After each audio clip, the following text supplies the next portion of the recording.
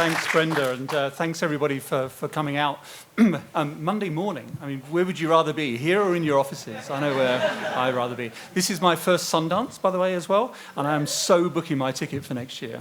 I've really enjoyed it. This has been such an inspiring couple of days as well. So, well, look, I'm going to be very brief because I want to get on to the panel. We've got some fantastic panelists here. So what I want to, first of all, for those of you who don't know, just give a very, very brief introduction to Luminate.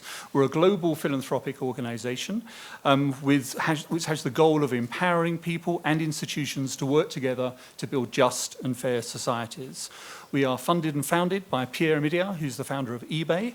And Pierre, of course, with the Omidyar Group, many of you will know First Look Media and Humanity United and other parts of the Omidyar Group are also represented here at Sundance as well. So this partnership for us is a really important first step for us in terms of how we use storytelling to help achieve our impact.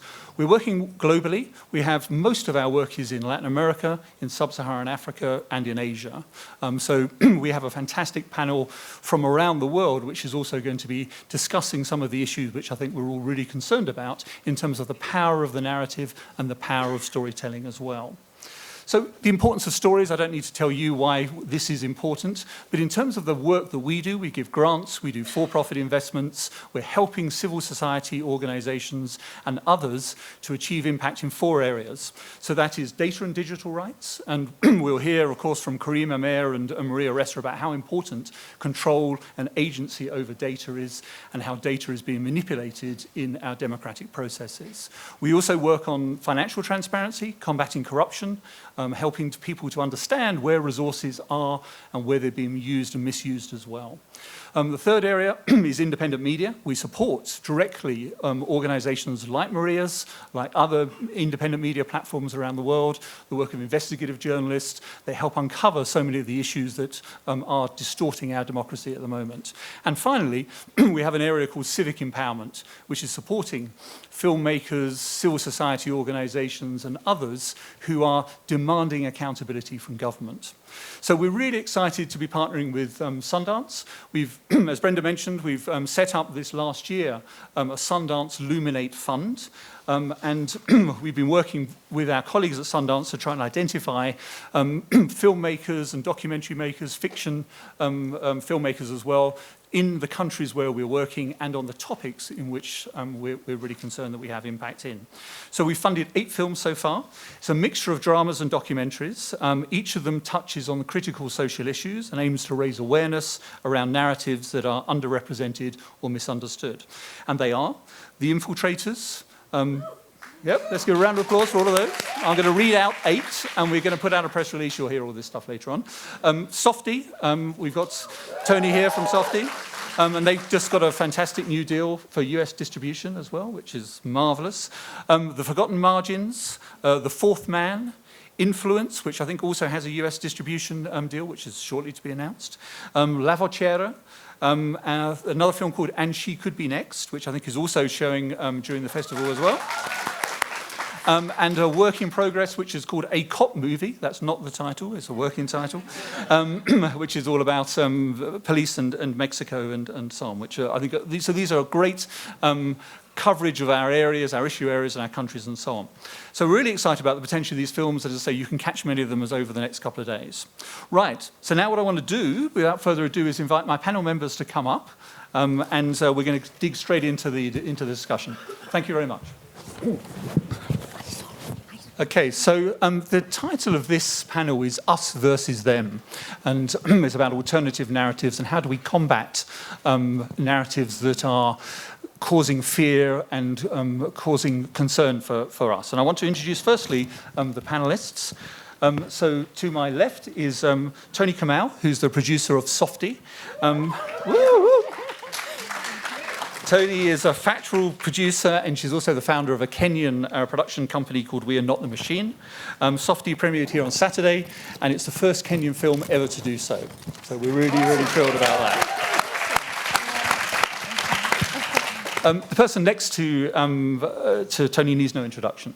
Maria Ressa, a friend and fighting colleague, who's the chief executive and founder of Rappler in the Philippines. You know also, those of you who've been following the films, there are 1,000 Cuts. There's also a film about the Rappler experience, the intimidation that Maria and her colleagues at Rappler have faced from the Duterte regime, and we're going to be digging into that. We're really proud to have been supporters of Maria during her struggles, from good times to bad times. I'd also want to call out our colleagues at First Look Media as well, who've also been great supporters of Maria as well during this whole period. So thank you, Maria.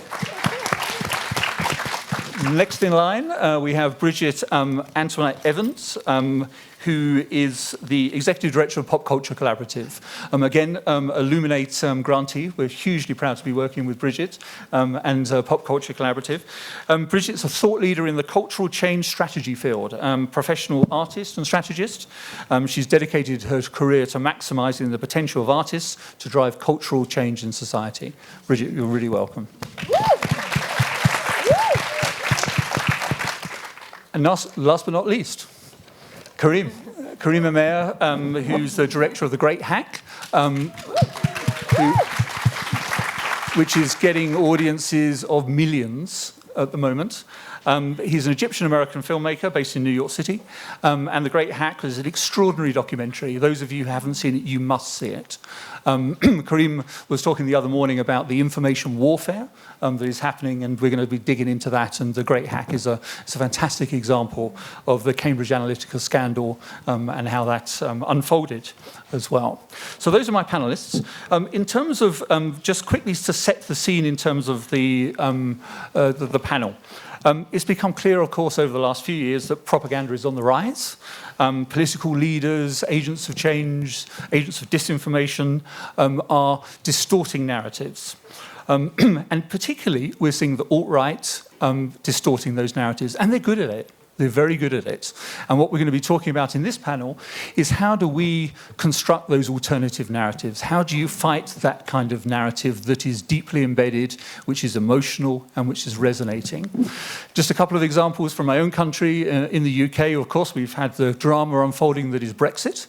And when we think about the campaign that the Leave campaign ran during Brexit, it was simple, it was emotional, and it was effective.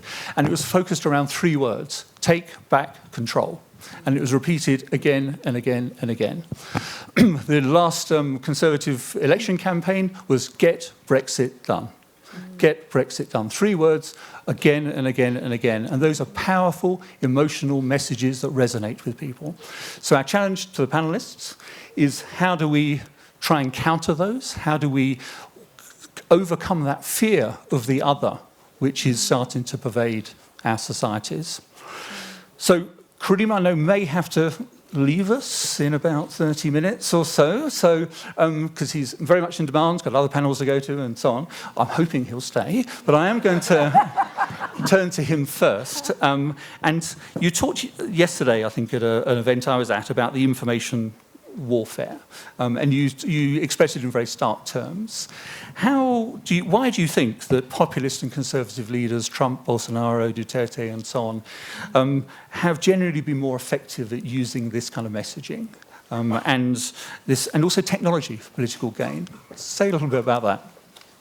Sure. Well, thank you for having us, and thank you for having this conversation. I think it's it's really important for us to reimagine how we can build institutional frameworks in this time. And so thank you to Luminate for leading the charge on that and bringing us here together, and Sundance for constantly facilitating these urgent conversations. In terms of your question, I think the issue is that to me, when I look at the far right, I see that they have the language of a rebellion. They have a language of a global rebellion that is contagious. And I think to get into why it's contagious is to get into a larger, longer story of socioeconomic reasons, colonialism, racism, all kinds of things. But that's for another time. For this, I think what we're talking about is the ability to synthesize, capture human pain, and to create a language of inclusion and action about what can be done about that pain. I think that we have to look at those who we disagree with as people who are also victims, and not as people that we're just scared of because they don't believe in climate change and they're scared of people who don't look like them, and they may have ideologies that we think are backwards. We have to lead with compassion. But at the same time, as we were talking yesterday, we have to realize that in this effort to have radical empathy, which I think is really something I've been thinking a lot about during this festival, we also have to realize that we are at a war, and that the people that we're competing with don't necessarily see the rules of the game in the same way that we do. And what I mean by that is, if you look at countries like Egypt, where I come from, the Muslim Brotherhood, for example, they view democracy as a one-way street: seize power and then officiate an Islamist rule, and that they don't really need you to come back next time. Like, it's not like we're going to keep competing together. So democracy can be co-opted, right, in ways that by groups that don't necessarily believe in democracy, but that can capture it to put in what they care about. And so we're seeing this kind of populist, pseudo-democratic initiative that, yes, may be feeling like democracy because there are elections and votes, but aren't movements that necessarily subscribe to the fundamentals of democracy, which allow for a civil discourse and participation of opinion. I think the problem for me, though, in all of this is that we've seen this before, right? It's not like fascism is new. We thought we had moved past it. I think what's tragic is we've realized that humans are much more vulnerable to this, that we don't necessarily evolve beyond it, that we're equally susceptible to fascism as we were years before. But technology is complicit in exacerbating that. And we have to really look at that question. How are the tech platforms complicit in this?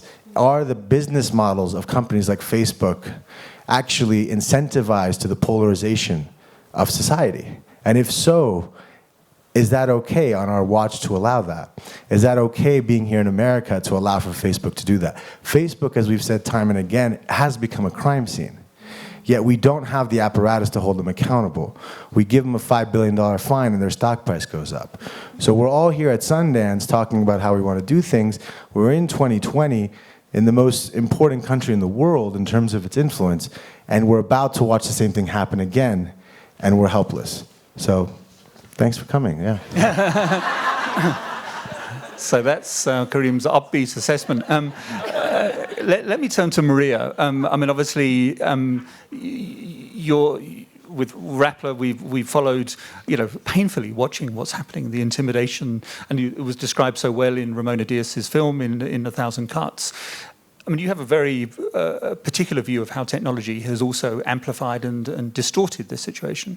I think it's the core of the problem, right? It is an accelerant. It is designed to work at our worst traits as human beings, to inflame anger and fear so that you create an us against them. So it is in the design of the platforms themselves. And then you add to that another layer of companies like Cambridge Analytica, and they're not alone. We have several of them in the Philippines. Think about it, the most number of compromised accounts in the Cambridge Analytica scandal are here in the United States. But the country with the second most compromised accounts are the Philippines. We are your dystopian future. Hopefully you don't get the deaths that we have, but if we do not fix this information ecosystem, if information warfare continues, and the war is against you, right? Take it personally because we are being manipulated. And we know this firsthand in Rappler. This is the first time all 4 founders of Rappler have traveled outside together, and because we believe it is truly important to move us to act against this. It is about the amount of data that has been gathered, how that has been weaponized and put in the service, yes, of advertisers. That's the first step. But then the next step is it was taken over to manipulate us. And you don't need to have a ton. The Hillary film said it's only 60,000 to 80,000 people to get manipulated. In the Philippines, we watched in a short period of time how our society was polarized. We didn't have the same deep divisions. Your divisions here weren't as deep before the social media platforms came in. So I think that's the root of the problem. The difference, I think, between The Great Hack and Rappler is we were the target. And in 2016, we had a 3-part propaganda war series where we questioned how the algorithms of Facebook impacted democracy. In 2019, you have Oxford University's Computational Propaganda Research Project saying that cheap armies on social media are rolling back democracy in at least 70 countries around the world. That includes your country and my country. So what do?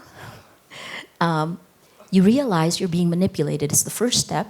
And then the second step is take control. We have to keep going back in the battle for truth, because this is a battle for facts. It's like saying, oh, there are 1,000 people here in this room. If you say that 1,000,000 times, people outside will think there are 1,000 people in this room, because even though we're telling you the truth, there are only 3 of us. So how do we prevent that? How do we prevent a lie told 1,000,000 times from becoming a fact?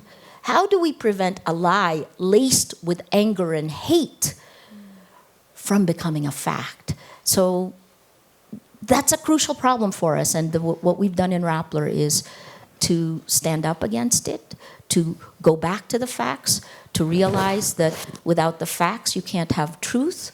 Without truth, you can't have trust. Without any of these, democracy is dead. Sorry, I get angry. It's anger management. Bridgit, can I ask you to talk a little bit about how you actually counter those narratives? How do we get to a situation where we are promoting narratives that are based in truth? What is the psychology behind it? What are you at Pop Culture Collaborative doing? Because I know you've got this framework of 3 meta-narratives. Talk to us about that. I think one of the things, there's a few things that I think are incredibly helpful to sort of like put out there and then sort of toss over our shoulders in order to get into a really good conversation about how to build something new. One is, we have the habit of talking about changing the narrative. And I am going to say again and again and again that we need to let go of that language and instead put ourselves to the task of asking how we actually transform whole narrative environments. And by that, I mean this. If I was to say, imagine a big, big vat of water, and that water was the color green. And you had a vial of food coloring, those tiny little cute vials that we use to make cupcakes and such, right? And I said to you, I want you to put a drop of your pink food coloring into this vat of green water. And you did, what would happen?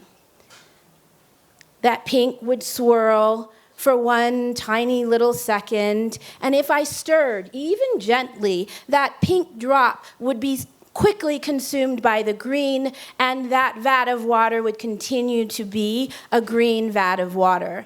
And in reality, we are all living inside of what we call narrative oceans, which function very much like that green vat of water. We are surrounded every day not by one story that we engage with on the radio or in a book or a film. We are actually surrounded by dozens and dozens, if not hundreds of stories, both pop culture, things we hear from our family, the books we read in school, the things we think about when we're in faith-based situations, etc., all swirling around us. And then I think mostly inside of the social justice space, we often come passionately, with great determination, holding our food coloring vials, which are messages and press releases and op-eds, and we say, this is a nation of immigrants, drop. And we drop that into a narrative ocean that has hundreds of years of ideas and mental models and stories that reinforce an absolutely different reality. the reality that we are not a nation, for instance, in the United States, that was founded on the principles of welcoming all people and all migrants. We are a nation that was founded on very different, deeply exclusionary principles. And so where does that drop go? It gets consumed by these deep ideas that we hold about who we are as a nation or as a community, and it gets remixed into that deeper legacy of narratives and ideas and mental models, and we start again as a social justice community from scratch. And so at the Collaborative, one of the things that we have come to realize is that as a grant maker and trying to understand how to support a pop culture narrative change field, that we have to sort of lose the idea that a single story can create the kind of deep and enduring change that we seek. That we have to imagine that someday we can create entire ecosystems of stories that are deeply related to each other and talking and call and responding with each other, all holding similar ideas that are not about countering narratives. They're about introducing entirely different, transformative, just pluralist ideas and mental models into mass audiences. So we have to begin to sort of, as artists, and as an artist myself, I think a lot about how this happens in a creative process. We have to begin to not only invest in our own creative process of developing a story, or in my case, a character in a play or a film, and look out over the landscape of stories and narratives, and question how our stories are connected. We tend to be lauded for how our stories are distinct from one another, but we have to begin to say, how does my story interact with Toni's story and all of these other stories to create an experience of deep immersion for an audience, so that the narrative environment that people are engaging with every day, the stories, the films, the music, the books, the magazines, the interactions day to day with one another, that all of these ideas are reinforcing and modeling pluralist culture, not this deeply divisive, exclusionist culture that we currently find ourselves in. And so one of the ideas that we are experimenting with is this question of how do you create stories and ecosystems of stories that hold very different ideas, that carry those ideas far and wide. And what ideas are those that actually would, over time, create first, a deep yearning in millions and millions of people to build a pluralist culture, and then ultimately allow stories to be the guide for people to begin to behave differently and actually make real pluralist societies. And that's where we've landed ourselves. That is our inquiry, and one that I think is actually very timely for artists and researchers and strategists and activists and funders to be engaged with collectively.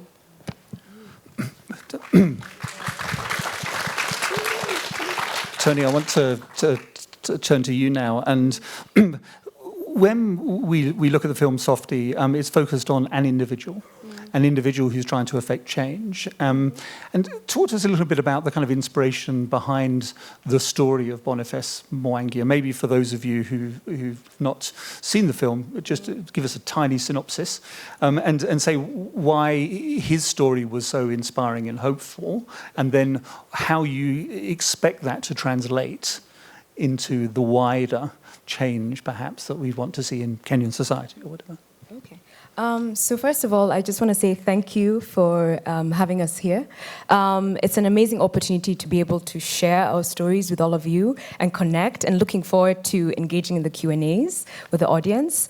Before I dive into Softie, I just wanted to pick up on the idea of interconnectedness, because in Karim's film, The Great Hack, Kenya was quoted as one of the examples of countries where Cambridge Analytica had done quite a bit of work in 2013. The incumbent president, Uhuru Kenyatta, his political party's ideologies, his entire political party's campaign were designed by Cambridge Analytica. And that's mentioned quite a bit in The Great Hack. So I think one thing that I think is very important when we're thinking about stories is that just because a story happens in a far-flung place, it doesn't mean that it doesn't affect you. We are all interconnected as human beings, yeah, across the world. So I think that was something that I just really wanted to start off with. And just to give you a little summary about the film Softie. So Softie is a documentary directed by Sam Soko that's about Boniface Softie Mwangi. He's a very outspoken Kenyan activist, and he's an activist in a country, Kenya, where activism is looked at as kind of a dirty thing. You're not allowed to break ranks. You're supposed to fall in line. But because of Softie's difficult background, because of Softie's work as a news photojournalist in the 2007 elections that happened in Kenya, post-election violence broke out across the country, and Softie, as a news photojournalist, was there to capture the extent of the violence. Mass media, newspapers and stations across Kenya refused initially to share the stories, to show the extent of the violence that had broken out across Kenya. And he was able to share these photos, like he broke ranks, didn't listen to his editors, and was able to share the photos with the world. And after that, after the post-election violence broke out across Kenya because of election rigging, the two political leaders ended up signing a peace treaty, shaking hands and moving past the election violence that had happened, but people had been affected on the ground. And this took Boniface Softie Mwangi on a path towards activism, because he decided to take his photos across the country to election hotspots to make sure that people saw what they had done to each other, make sure people had seen themselves, and to be able to confront what they were capable of, and to be able to figure out a way, how can we not do this again? And he decided to run for a political seat in 2017. He didn't win, but the film isn't specifically about his political campaign. The film is about the cost of activism to a certain degree, and look at exploring how can you be able to balance your love for country with your love for family. So that's what the film goes into. We feel that this film is universal because it explores the idea that the personal is political. Yeah, and you can't divorce yourself. You can't say that because I have a family and because I have to pay my mortgage, I have to pay my rent, I can't be involved in politics. Because there's a lot of apathy in our country, and I feel that there's a lot of apathy in the world, thinking that politicians, that multinationals are the ones that control everything, that we don't have any power. And the film explores the idea of love for your country, you know? There are different ways in which you can express that. Boniface expresses that through his activism. His wife expresses that through raising their kids and being there for them. And we feel that that's an important message that we would like to share with the world, and also share with Kenya. In terms of the impact that we would like the film to have in Kenya, we don't have a culture, and I don't know if this is across the world, but we don't have a culture of telling the complete stories and looking at how everything is interconnected. I know in America you have the culture of breaking news. Like there's always breaking news. So you're in a state of panic. You're like, oh my God, something's always happening. So what am I going to fix? So you become kind of paralyzed. So in Kenya, they perfected the idea of breaking news, episodic storytelling. So Softie is the first time that we've been able to talk about our history. Where did the idea of negative ethnicity, which is a problem in Kenya, the idea of tribes, aligning across tribes, where did that come from? Boniface is like a student of history, so he does talk about in the film about like how the concept of tribes, the concept of negative ethnicity was created during colonial rule, when differences between different tribes were amplified, and weaponized, and that was something that was carried forward by successive governments because it was the easiest way. And I think you kind of have the same thing in America with your political parties. It's the easiest way. When people focus on their differences, they don't understand that coming together is the way they can be able to solve things. So that's what we want the film to explore. Fantastic, thank you. And that brings us kind of full circle in a way, because and those of you who haven't seen this film, you must see it. It is absolutely fantastic.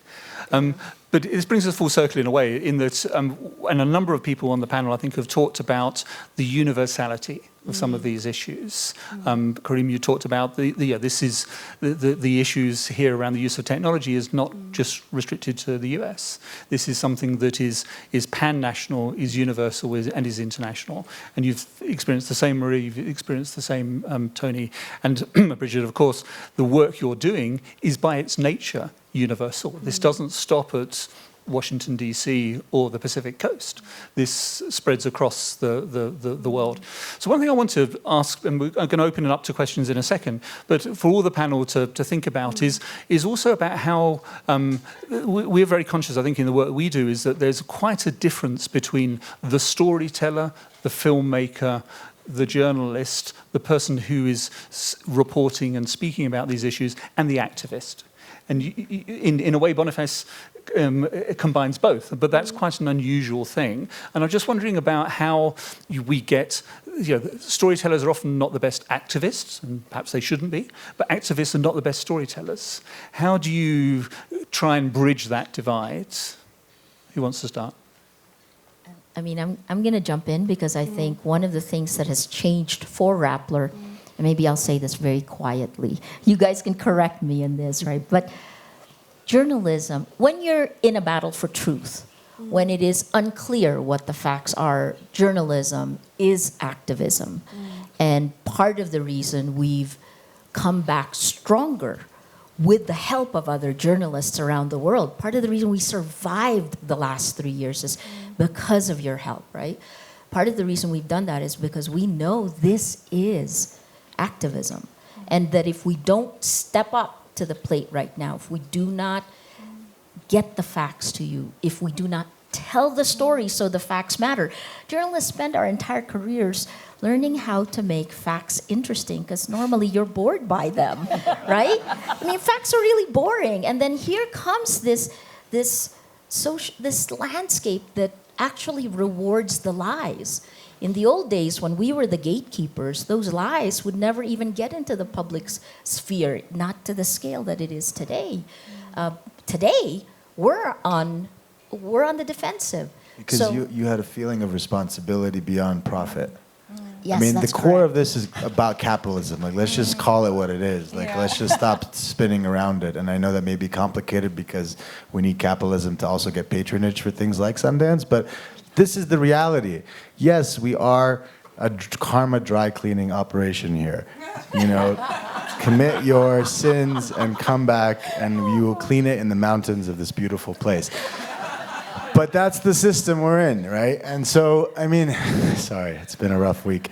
I don't know. I think what upsets me is that we sit here and we talk about human rights and values and democracy, but the reality is that we still don't live in a world where we value human life at the same level. Like, we don't live in a world talking about interconnectedness.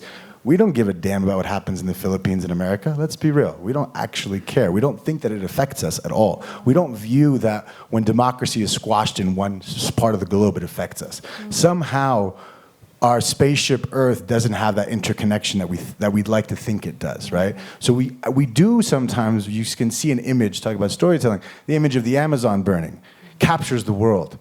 Oh my God, that's going to affect me, right? Especially the white world, right? Oh my God, that's going to affect us. The Amazon's burning, the Amazon's burning. But Syria burning, no, right? So somehow human life doesn't resonate. The image of human life dying, millions of people being displaced, does trees burning get the attention of white people, especially in this country. So, and I'm not saying that trees don't matter, they do. But what I want to dare us to dream of is a world where we actually show up for these values, where we actually view human life being equal, no matter where it is, where we actually view democracy being important no matter where it is, because if we do that, then I think we can continue to inspire the world. But currently, our hypocrisy and the cost of that hypocrisy is what allows for fascism to be so contagious. Because they see how especially in this empire of America, how even when we had Obama, we were still not able to do that, right? So I think we have to dare to dream further if we really want to live in that world. And back to slogans, I would say, we got to hit them with, we're all in it together. Because that's what it comes down to. We're all in it together. I don't know if that's as catchy as your mates in the UK, but that's what I would say. Because that's what it comes down to. We have to remind them of, like, you can hate me, but you're stuck with me. You know what I mean? And I'm stuck with you. So how do we figure this out? You know what I mean? So that's. Yeah. I think the Pop Culture Collaborative was founded with a really particular vision to create the kind of common ground between movements and the entertainment industry, and not just on a transactional sort of, this is a project we could work on together, but to really look at the space in between these two sectors and say, what is the work to be done here in between, which isn't just telling a story, and it isn't just building a movement, it's actually looking and really interrogating the role of storytelling in the process of advancing cultural change, and inviting activists and artists to be in the conversation about how culture changes and how their particular contributions are advancing particular culture change goals.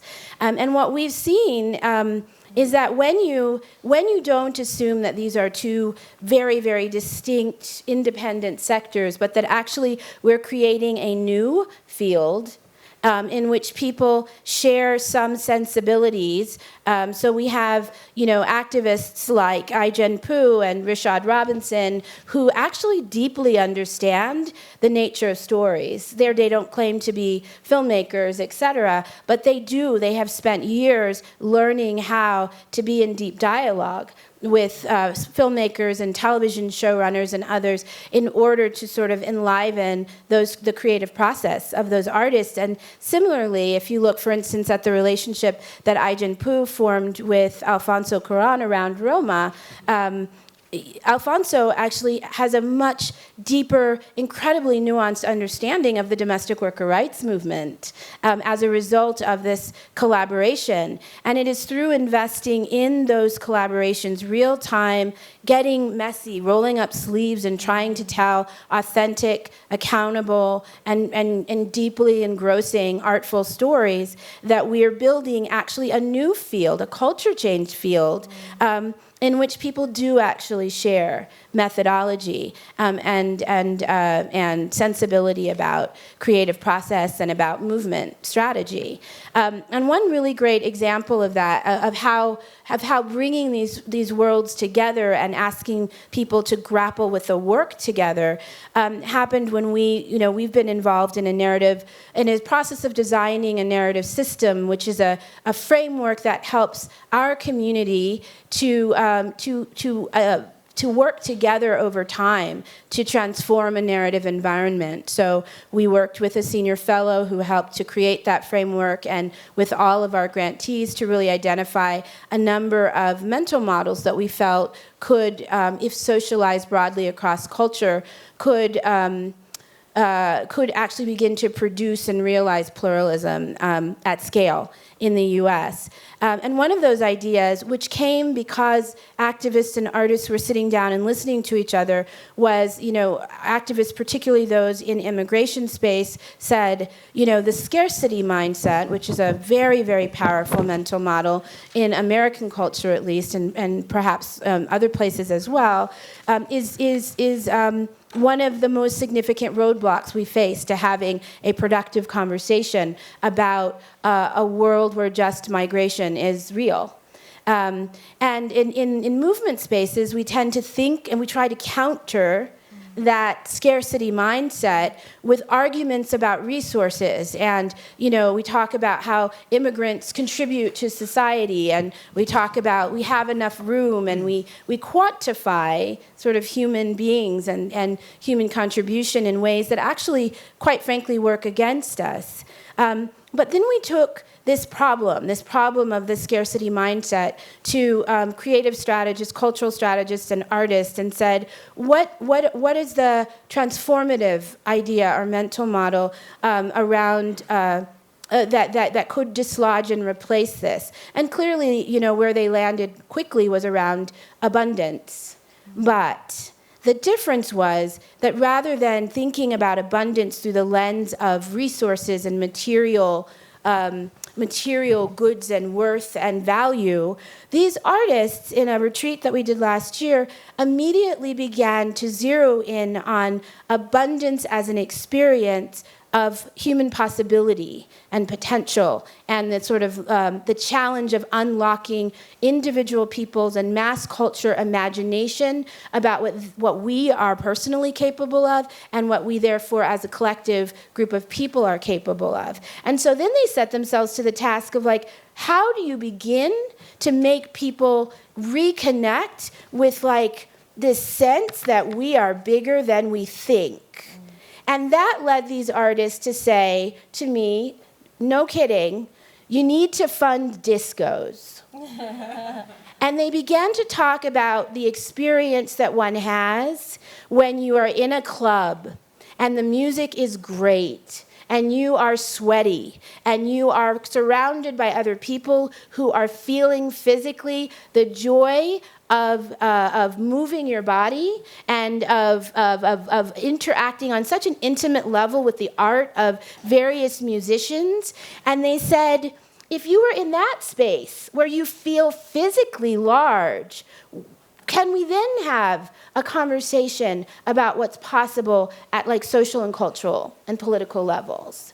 So what does it look like to invest in artists to create stories and other creative immersive experience that makes people physically embody freedom as the landscape on which you then begin to talk about the complicated conversations that we need to have? And that, to me, was an amazing, astonishing example of what happens when movement strategy is placed into the hands and the imagination of artists, and creative strategy, and artists are incredibly strategic people, really.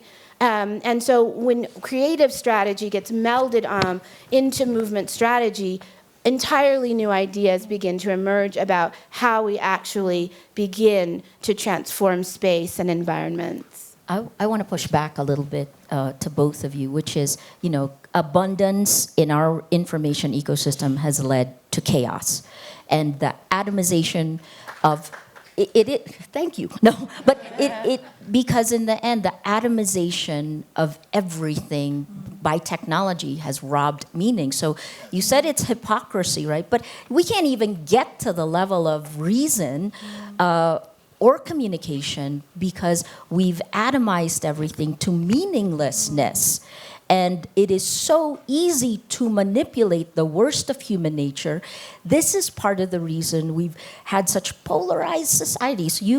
This is what your film is about, right? But because we've commoditized ourselves. We have commoditized ourselves. So how do we get from there, right? I mean, yes, your films are great, but how do you get that to scale at the level the lies have scaled? How do you? I love your what you said about the ink, right? I feel like everything we do is just a little drop, but what we're swimming in is a morass of lies meant to pound the worst of human nature. And that is what creates the us against them, and we have no defenses against it. Because the algorithms, the design of the technology that we're consuming has made it that way. Did you have any solutions? Well, it's the same technology companies that are now corporatizing the space. $69 billion that this year. And they're corporatizing the space that we're in right now, right? But you look at the signs on solutions. Main Street, it's a lot of technology companies, right? So we got to talk about that as well, about how the corporatization of nonfiction is happening. And what does that mean? There's a lot of exciting big budgets, but what's going to happen when you try to hold technology on trial?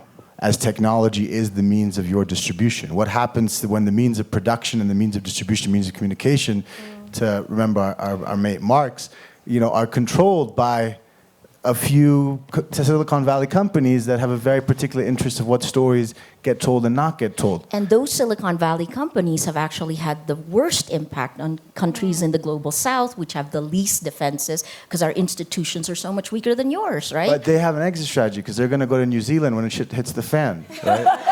So they got it sorted out. They're not loyal to any nation or anything. They got a whole other way of thinking. No, I agree with you on all of this, right? But obviously we're at a place where what can we do? How do we hold them accountable? Facebook made $69 billion in 2019. Ask what they want. What do they want from you? Your attention. Of course. Which is what you give, that exchange. So start to reclaim your attention, but at the same time realize you can't do this just as an individual. That's like getting individuals to fight climate change. So I think the conscious awareness that our films do is really cool, and that's great, but I do feel powerless in this conversation as well. I'd like to jump in a little bit, because we're talking about, I think we're jumping into distribution models. And I think when you... Yeah, but to a certain degree, like you mentioned something to do with distribution models. So I wanted to just pick up from there. How are we sharing our films with people? Yes, they're funded by corporates, but how do we get the films, how do we find alternative models of getting films to people in the grassroots, where people can have conversations? And when you talk about the storyteller and the activist, like how do we create change on the ground? Good Pitch, for example, has been at the forefront of pushing for impact producers, people who can be able to take stories, organize community screenings, and be able to organize people on the ground to be able to either carry out activities, effect change. It might be at a micro level, but if we start doing this in communities, in homes, this is where we'd be able to get the change at that level. Because I think if we're fighting people in their own space, where they control the money, they control the technology, I'm not sure if that's the best place to be fighting this battle. It's not about fighting, it's about co-opting it back. It's about you're co-opting me and I'm co-opting you, right? Let's just call it what it is. This is a deal. You're using me to win awards and I'm using you to get my message across. But we may be friends now, but when our interests diverge, we may not be friends anymore. So we may be allies today, and I might see you on the battlefield. So my distributor may be my next enemy. That's the world we live in my opinion, if we wanted to get to the root of it. Because in a world of information warfare, and in a world where the mechanism of distribution of information and the share price is pegged to the metric of number of hours spent on the platform per user, right? Which is at the end what drives all the incentivization of the entire decision making. So it's not about the individuals who work at these places, who many of them are our friends who we love. It's about the incentive structure. So we have to try to push that incentive structure to change a bit, to care a little bit more about humanity, and to not just be a race to the top of whatever content, which is a word I hate, gets people to stay on the platform. But I think you have to look beyond this as just a distribution. It is the foundation of the entire information ecosystem. And with that foundation, it changes culture, right? When the lies are actually micro-targeted to the weakest link, right? And then they become angry, paranoid, and then they act in the real world. All of a sudden, you've changed the real world. So I don't think it is just that. I think also part of the reason they got away with it was because no one else stepped in. We let them. Where is your government? We let a world where everything is for sale, right? It comes down to the auctioneering of human behavior happening at a global scale, where human behavior, which is data essentially, is recordable human behavior, right? So data is is being released by humans all over the world. It is for sale in an unregulated way, and all human behavior is for sale. So we have to decide what aspects of our human behavior are we okay being for sale or not for sale? What aspects of our lives are we okay being commoditized or not? Currently, we're just kind of allowing for everything to be there, and I think that we don't really understand the scale of the problem. And one thing I want to add is, just to add some groundness to this, currently we have about 10 billion connected devices is what the estimate is. In about 10 years' time or less, we're expecting to have 100 billion connected devices. So just take that in for a second. If you think the problem we're talking about with the broken information system is bad now, with the ability to target people and create an entire warped reality is bad now, just think about what happens when we get to 100 billion connected devices and whether we're protected whatsoever for that new reality. I don't want to stop this because this is a topic we could talk about all day. And a colleague of mine, Martin Tisney, has written a very good piece on data is the new carbon dioxide. It's not the new oil. So let's not kid ourselves that people are going to take control of their data and commoditize it and exchange it. Well, the flip side of that, Jim Balsillie, who's one of the co-founders of BlackBerry, actually called data the plutonium, called it plutonium, right? That it is extremely dangerous, and that part of what we have to do now, immediately now, is to actually come up with a multilateral global solution for how to deal with an atomic bomb that went off, except no one knew it went off. Yeah, because it's invisible. Right. So we've got 10 minutes left, and I want to give the audience a chance to ask some questions. I think we may have roving mics. Yep. Okay, so the gentleman there at the front, and then the woman there at the back with glasses for the first two. And if you could make them questions, please say who you are, and then make them a question, not a comment and a long story about your life. Thank you. I have a pretty boring life, so I'm not going to do that. You commented about truth, and it's not truth. It's like they've weaponized marketing, because marketing can say whatever it wants. So, but my question is, it's like, are you looking for that least common denominator, where you find everybody that says, okay, I can get on that bus and go? And it seems to me that, you try to find what's truth, it's humanity, it's stuff like this. And it's almost like the only least common denominator I can think of is if there's a pandemic. Because, you have to have respect for Mother Nature, because she has no respect for you. And so it's almost like what takes it to shock people into understanding that, I don't have to worry about climate change because I have a lot of money, or I leave here, or stuff like that. So Okay. That's my question about a least common denominator. Is there one out there? Anybody want to respond to that?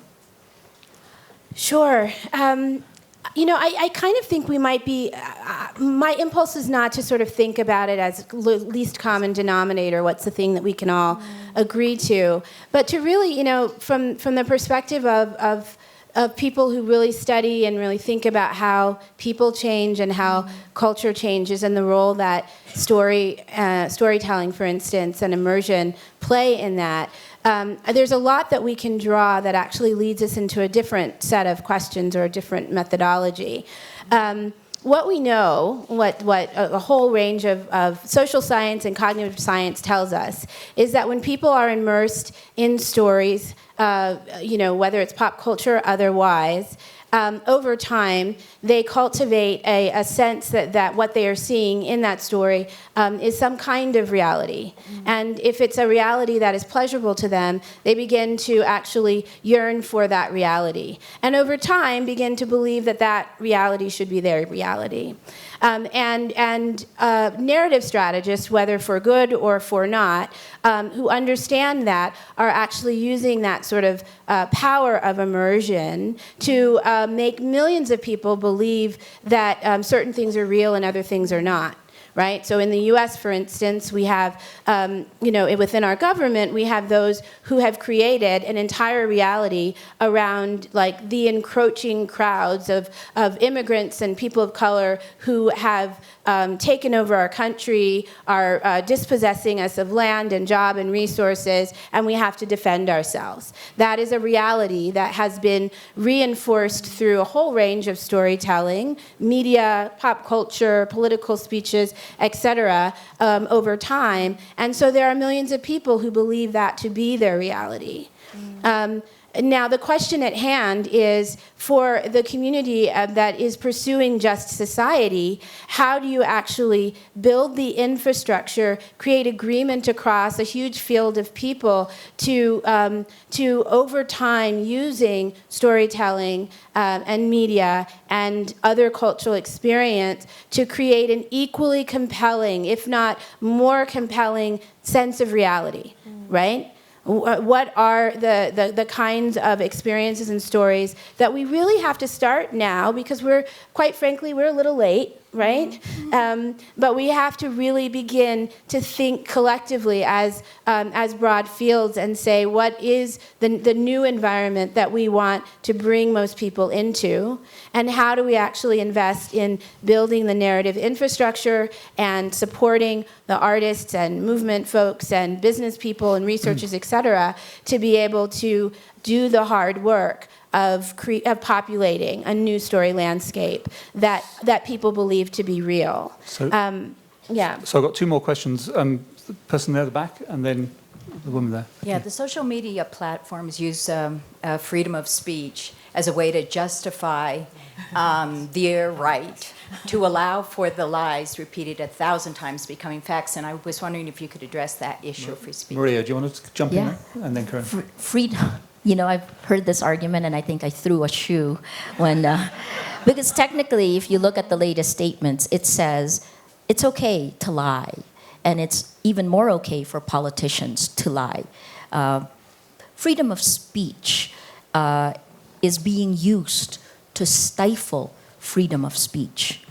That's what we're feeling right now, because any narrative, any fact that is inconvenient for the people in power get pounded.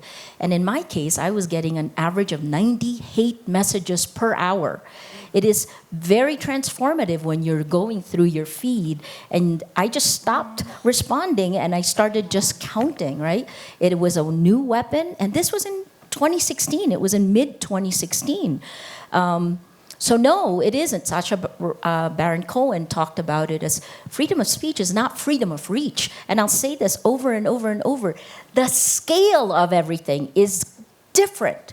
That is the main thing. The fact that the lie reaches further and reaches you faster than a fact, that poor, boring fact, is transformative. And so we can't even get to the point where we can get the stories out in this corrupted environment, in this information ecosystem. Think about it like the poison is coming into our body politic, and it is global. So poison is coming in. No, drugs are coming in, so it's getting pumped in. A former KGB chairman and a Soviet Union head, Yuri Andropov, actually said, you take disinformation is like taking drugs. You take it once or twice, you're okay. But if you take it all the time, you become a changed person. So here you go, the drugs are coming in, and then you become a drug addict. When you're a drug addict, you're a completely different person, right? Our body politic right now, we not only have to stop the drugs, we have to rehabilitate those people who have gotten used to this and need it. The dopamine hit. Exactly. It's by design, and that's an important thing to look at technology. And our friend Jeff Orlowski's made a film at the festival that also goes further into this issue of like, this is by design, this is by choice. And as you're saying, Maria, people are getting addicted to the hit of the conspiracy. Like we talk about it as like rabbit holes that people go down. And why do people go down these holes? And how do they suck them in? And why are they so contagious and so effective? And why do you need to start living in that self-fulfilling prophecy of this disinformation trap? And how are the platforms amplifying that? These are all the things that we have to address immediately. And I think that the problem we face is that while all of this is happening, I think symbols of power are quite important as well. And as we see now in this country, another election is before us, and I'm sorry to bring it up again, but it's just the truth. And we have a white supremacist cult that is leading this country, that is trying to destroy and desecrate a lot of the values that we like to think we subscribe to, including freedom of speech in this bastardized version of it. And so I think it's important to understand the power of these symbols that are being co-opted. and been by this weaponized information space, and to ask ourselves what we're going to do about it. I want to thank Sundance for having us here, having this conversation. I've got to jump, but thank you all, and thanks for having these conversations. Thank you, Karim. Bye. Okay, we've got one last question here, this, who's been very patient, please. Hi, I'm Barbara Beeman, and I'm head of documentary films at a European public broadcasting station. You were talking about the narrative environment and talking about the corporization of the non-fiction environment. That, as a result, is endangering public broadcasting. In Britain, the BBC is under fire. In Germany, they're calling us lying press, which is a fascist term. Public broadcasting is going to be a victim of this whole development, and that's not a good thing. And I'm finding out here in this market that filmmakers and distributors are not talking to us because they're holding out for the streamers. We're not getting to see your projects in progress because everybody is holding out to the streamers. I'm just warning you, that is not a good thing. So, do you have a question? The question is, Toni, we met in Toronto, and you had an interesting experience after your pitch, and public broadcasters stood up and were talking to your project, and not at the table were the streamers, but you got a great offer. Why did you decide to go with public broadcasting? Thank you for that question. We decided to go with public broadcasting for Softie. First of all, we were a first-time director, producer team, and we wanted to create relationships with commissioners who weren't necessarily driven by profit in the bottom line. I know there is that to a certain degree, but not to the degree that streamers were driven by that. And we were also very interested in having the first Kenyan directed and produced documentary distributed across the world and to be seen by as many audiences as possible, where there were lower barriers to entry. So I mean, I know we're talking about the information war, but I think that can really be countered through independent storytelling, and it can also be countered through I would say public distribution, and also looking at alternative distribution models where we're reaching people in their communities. We're so happy to be partnering with POV because they have a audience outreach and engagement division in their organization. So we will be able to reach audiences in public libraries, whole screenings, do activities around the film, because we create these stories because we want them to be consumed, and we want to have interesting conversations around the films, and we want to be able to inspire people to be able to take action through organization by impact producers and through the different partners that we're working with. Yeah. Okay, we've got to stop it there, unfortunately. Can you join me in thanking our panel, who've been really inspiring? Thank you. Thank you.